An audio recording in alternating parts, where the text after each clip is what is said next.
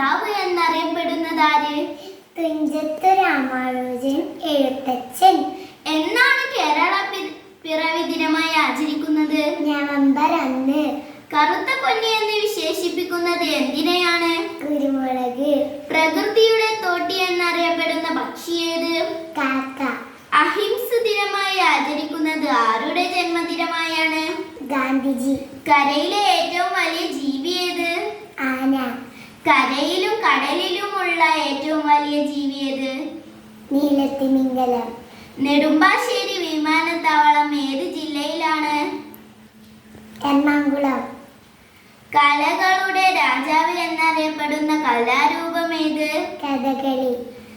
കേരളത്തിൽ എത്ര ജില്ലകളാണുള്ളത്? 14. കേരളത്തിൽ അവസാനം രൂപം കൊണ്ട ജില്ല ഏത്? കാസർഗോഡ്. Very good.